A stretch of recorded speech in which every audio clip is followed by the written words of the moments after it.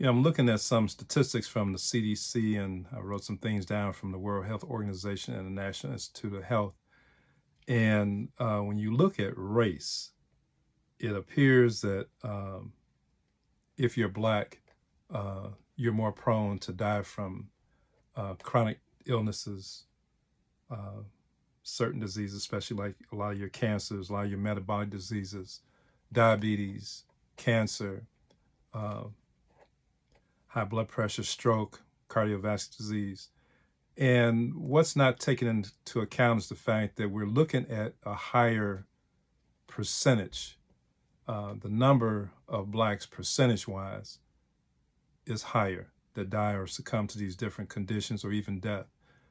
In the overall population, no. But the percentage, when you're looking at a larger number, is going to be a lot lower, but the actual number is going to be greater. But I do want to address this issue because proportionately, Blacks have a tendency to contract or succumb or not deal with these. They're actually preventable, and many of them are really reversible. But before we get into that, there's some things that I want you to know. You need to understand this. Once you get an understanding, which is the most important thing, it's not like, listen to me and I tell you, don't eat this, don't do that, you need more of this. It's not about what the doctor says or the healthcare professional says. It's more about you having an understanding of the human body, how it functions. Now, a little bit was given to you in school, but the teachers, the educational system did not present it in such a way that once you learned this and once you knew of this, that you could apply this to your everyday life. Because if you did, basically you would almost bankrupt the healthcare industry because of your lack of participation. So it's some things that you need to know, okay, to avoid premature death from starvation, exhaustion, exposure. These are things that I've mentioned that were ways in which the human body succumbs. So what do you need to know? You need to know some very basic things. Babies are so much smarter than adults because they understand this one thing. The first thing is the magnetism of the earth. This is one of the three things that you need. That means being able to walk barefoot on the actual ground, on grass, on dirt, and sand. Babies, it's very difficult to put them in shoes. You know why? Because they actually feel the energy, the magnetic energy coming from the earth when they get out there on the ground. They can't interpret it or they can't express it to you, but their actions do. And so as soon as you put on shoes with the rubber soles or leather soles and whatnot, you create a barrier right there. So that lowers your ability to take in the magnetic energy of the earth. The next one is oxygen. Going outdoors, breathing fresh air. You need that oxygen. The next and most important thing is light. You need a combination of all three. But light energy from the sun, and Black people need that more than anybody else because your ability to convert that sunlight into a usable form, a hormone called vitamin D. And we know that the benefits of vitamin D is such that your immune system is elevated, is very preventative for certain conditions, many of the conditions that we call chronic and metabolic diseases. You need that. And case in point, if you look at and I'm not talking about the horrors of that period of time, you go back 300 years and you bring that up until about the 1950s, most chronic illnesses were unheard of in Black people. And it wasn't until the Great Migration from the south to the north, which means that you're going to get less sunlight because you're in an environment where you're further away from the equator. Okay, so like here in Chicago, we're some 42 degrees latitude. Okay, it's a big difference between being in Chicago at 42 degrees latitude versus being, say, 5 or 7 degrees in Panama or Nicaragua, somewhere like that. You're more equatorial, you're close to the equator. And so basically you get all the benefits of the sun. That alone right there, even the diet was not 100%. So the diet was at least 70%.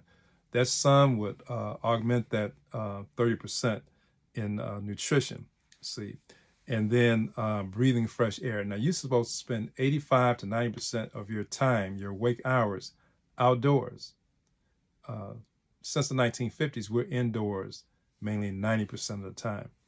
See, so that's another problem. And then if you did this, if you followed this, you would be able to follow what is called innate intelligence. Innate intelligence, you have to go back to the very beginning. That's what we're trying to do. Go back to the beginning to get those three things. And then your innate intelligence will kick in, and you would need a person saying, do this, you need to do that, we need to test you for this, we need to test you for that. The innate intelligence will tell you exactly what your body needs, when, where, and how to access it. See, so what has happened in the last 50 years is mankind has really brought the outdoors, what was outdoors, indoors. So that's why we see health clubs, and there's that's big business. So you took something that was free, that was natural, and it was brought indoors, and you're charged to try to get a simulated version of oxygen, a simulated version of magnetism from the earth. You have all kind of machines that'll do this for you. A simulated version of light therapy, see, from the sun. So what we have now is you have artificial intelligence driving this here. You have pulse electromagnetic field therapy. I have a unit in the office. I use it for pain and some other things that patients present with. But this will actually do what walking barefoot on the earth do, provide you with a certain amount of Gauss, or it's a type of frequency that gives you that magnetic energy in the body, helping that body to attain alkalinity. See, so when you become more acidic, that's when things start to occur in the body. So one of the things that you should look at is when you get your blood checked, there's something called anion gap, anion, anion gap, and it gives you a certain value. If that value is too high, that means that your cells the body is much more acidic. And what that gap means is it's measuring the charge, the positive and negative charge, the space between the electrolytes. See, that's what it's measuring. And if it's too high, you're going to have your electrolytes and your tissue and your blood in that area. It's going to be much more acidic. You're much more acidic, then you're more prone to certain diseases. It has nothing to do with your diet yet. Okay, a lot of it has to do with your environment. You're not outdoors enough. You don't touch the ground enough. You don't come in contact with the ground enough. See, and so when this occurs, then for whatever reason, you don't breathe enough fresh air. You need some sort of man-made intervention.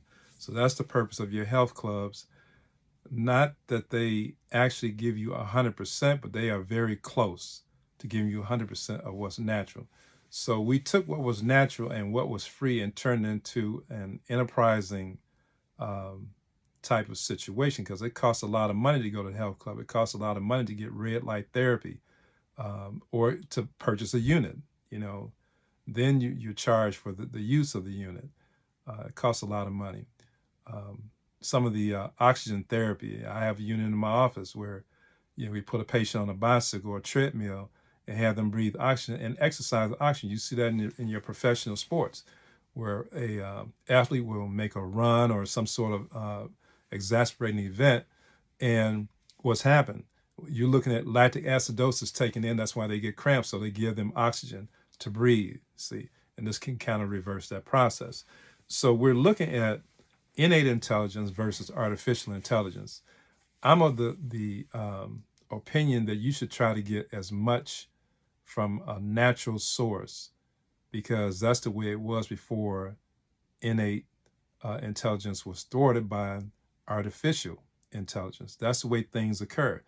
We're talking about trillions of years with this earth being in existence, billions of years in which you have shrubbery and different natural events taking place on the earth. The earth we talk about the body is a self-repairing entity. Well, that's because you got that from the earth, and you're from the earth. You're from this environment.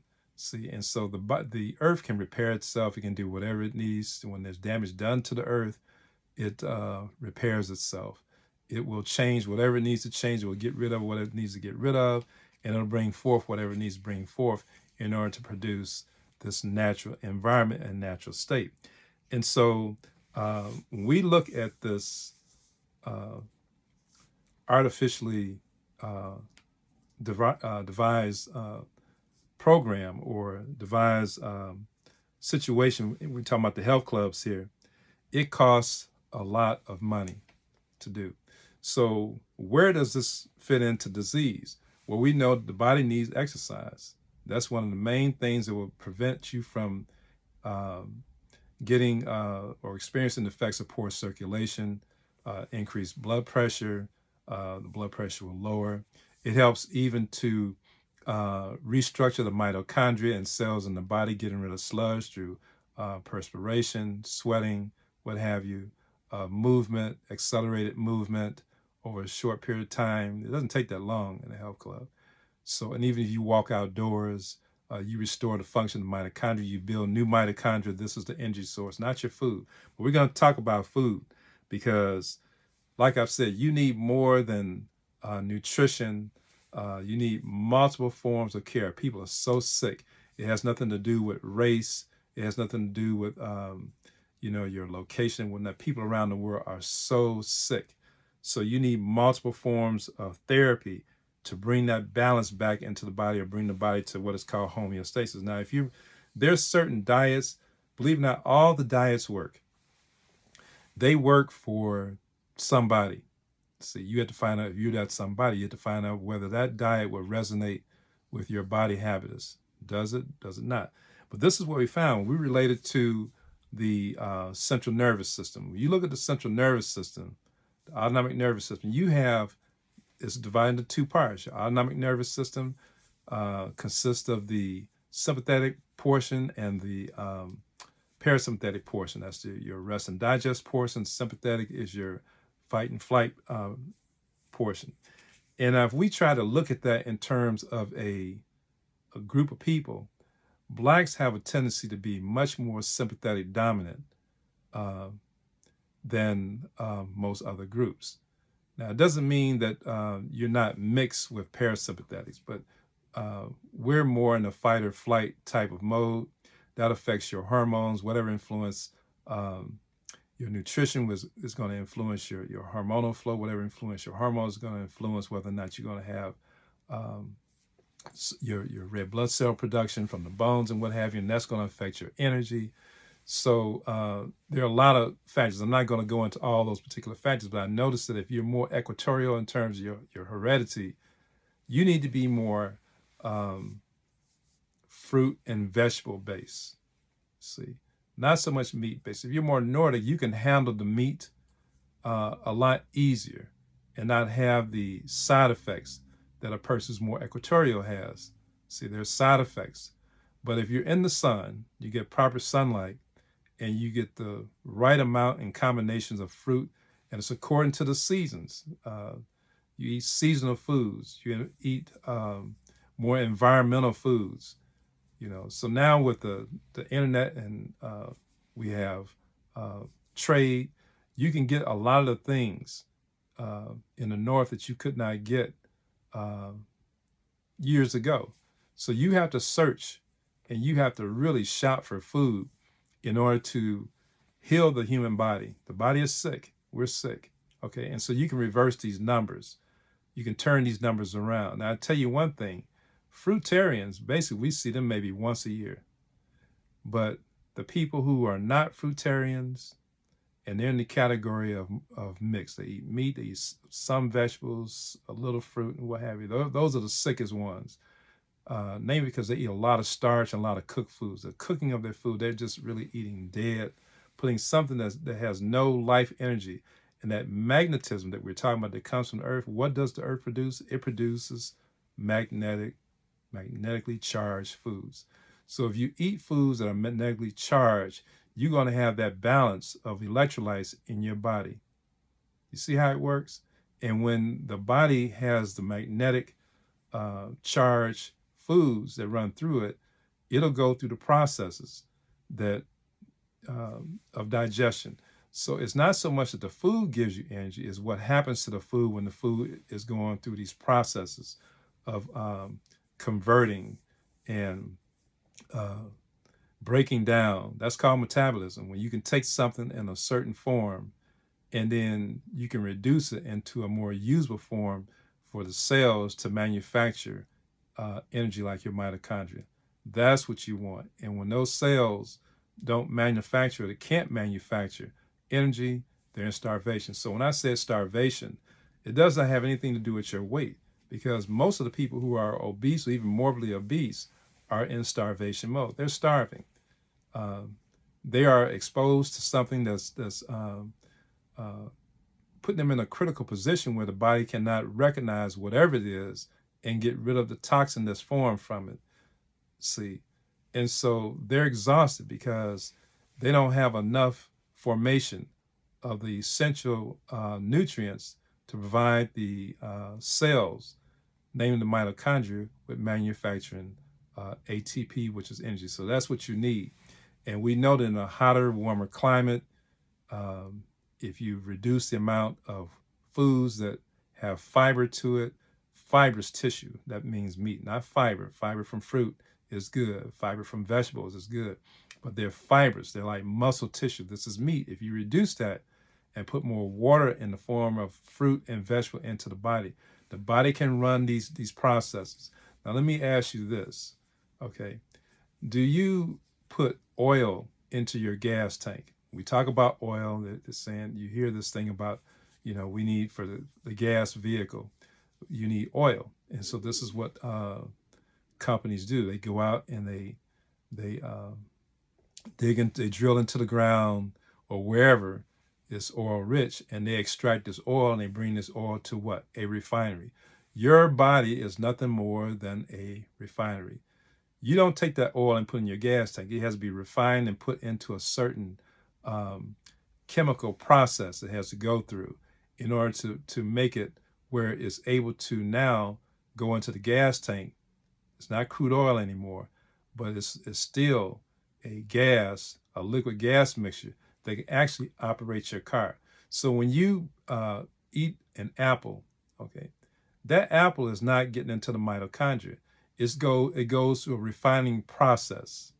Several enzymes act on it. All sorts of things will act on it until it gets down to a very minute portion, that a usable form that the body can take and manufacture energy in a mitochondria. So your body is nothing more than a refinery system, okay? A tube within a tube to get rid of the waste and to take in the nutrients that can go through a refinery process and give you the amount of energy that you need where you can operate. Now, you can do this here in several ways. You can do it through artificial intelligence. It depends on who you are, or you can do it through innate intelligence. And I'm of the form that innate intelligence is what operates with me. And I try to get my patients who look like me and other patients who don't, who might want to use that method, to utilize innate intelligence and utilize the processes that go through that. Now, if you ignore it, you're going to find out that it's very difficult for you to maintain a fruit and vegetable program, depending on your genetics, depending on your environment, depending on your current demographics and what have you.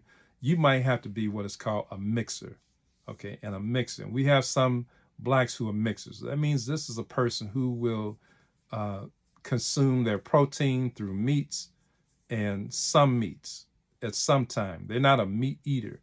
They have to have some form of meat. And the meat has to come from an animal that eats from the ground.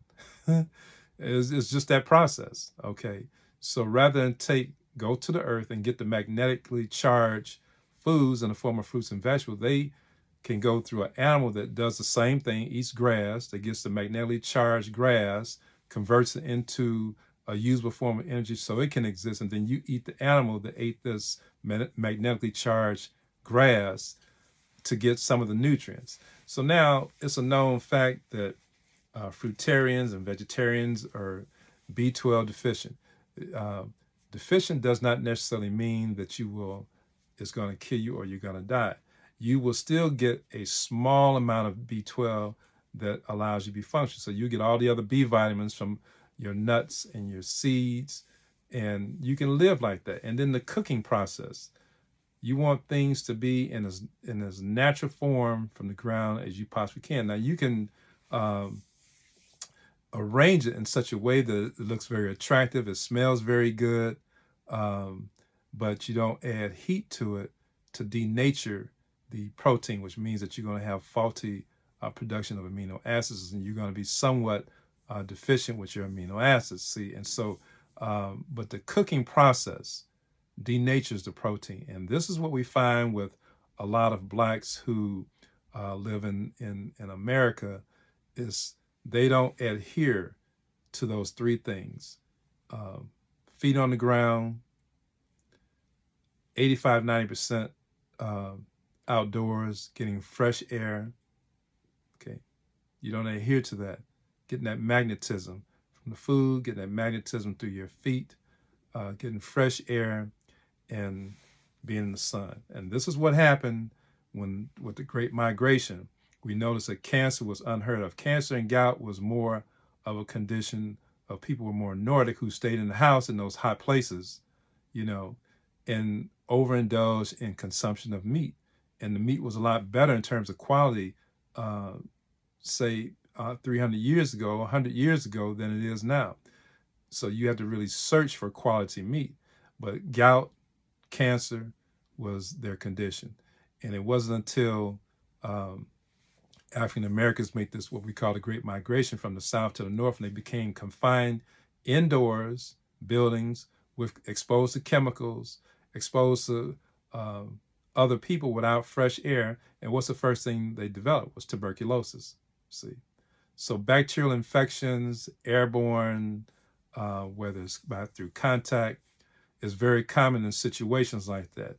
Not having fresh water, lack of sunshine. So you leave a place where you're enclosed in working conditions, and then you go to another place to sleep, to get back up and come back to this place, and that's indoors. See, to work. So this is what I'm talking about. So what you're doing is, and we're going to get into this a little bit further in future videos, but you're consuming food-like substances. You no longer consume food that's real. Now, there's some people in this country that still do that. These are your Amish people. Now, for the last 300 years, the Amish live off the earth. Okay, very little electronics. I mean, certain things you have to have. See, even with using you hear a term about food is that medicine. Well, food is fuel. Herbs is your medicine. Okay, and I will talk to anybody and go dance with anybody that says that, because we're just science is just now beginning to understand what we've understood all along. Okay, but food is fuel. Herbs is medicine, and that's the way you should look at it. Now, they're looking at food as your medicine because here's a person who's sick and they put them on what they should have been put on in the first place, take away the food-like substance and give them food, and all of a sudden they get better. No, the food is not medicine. This is what they should have been eating all along. The body has converted, and it's in the process of recognition. It's recognizing what it's supposed to have, and now it's able to clear out all the toxins and that debris. So see, the systems of detoxification start to work better now. See, so you get drainage. You need a lot more help than just food, but this is what they're looking at. You need supplementation. I guarantee you, if you get closer to the equator, you won't need supplements. You need fresh water, you need food, you need to get out and plant and harvest, walk, stay exposed to the sun, and your body, the food will act as the primary source of nutrition without having to supplement. We need supplements here because the food is giving you only about 20% of what your body needs. So the body is already in starvation mode. So you need supplements. Some of you are taking synthetic supplements. Some people can take it. Blacks can only take synthetic supplements for 90 days before it turns into a toxin. See, so I'm going to go a little further. We may do a part 2 of this here, okay, because you need to get the very basics here. And once you understand the basics here, then you'll be able to take this and start making some changes your own, on your own. With the advent of the internet, there's no excuse why you should be sick. There's so much information that's out here. You do have to sift through it and decipher what is really real. So that's where you have your discussions, and some of the physicians who are online are talking. You can get information from them. So you can kind of figure out where things are going. But just if you go back to the basics, the innate intelligence will kick in. And you hear that voice that tell you, I need to eat this today. I need to juice this today. My body is craving. So you get a good craving saying that there's a deficiency here. Juice me some carrot, beet, parsley, and celery. Juice that. I have a deficiency of some minerals. You see, your body will talk to you. That's the craving you should get. You should not get a craving for potato chips. So when you eat these foods, if you eat food-like substances, your body is not going through the breakdown processes. The breakdown process, and we just do a little biology here, biochemistry here, is we're talking about the those steps in the electron transport system. So you need magnetic food in order for this to process. You need food to go through glycolysis, go through the Krebs cycle, go through oxidative phosphorylation. So these are processes. You look this up. These are processes that your body go through to extract from this food. It's like a refinery process, and give you the energy that your body needs. So if you're not going through that process, what are you going to have? Dis-ease in various forms, all forms of inflammation. So we're not trying to get rid of the inflammation. We're trying to make sure the inflammation will go away once you give the body the fuel that it needs. And when the body gets the fuel that it needs, and all the organs of detoxification will kick in and get rid of the toxins. Now, they may need help. This is where you need other forms of therapy. That's why I was saying you need multiple forms of therapy. We'll talk about that a little further. Okay, so I hope that was a little helpful. And if you can take this in and just start doing your research, but then take some steps. Just go outdoors and take your shoes off and walk in the grass. Do that for a few minutes. Look up into the sun.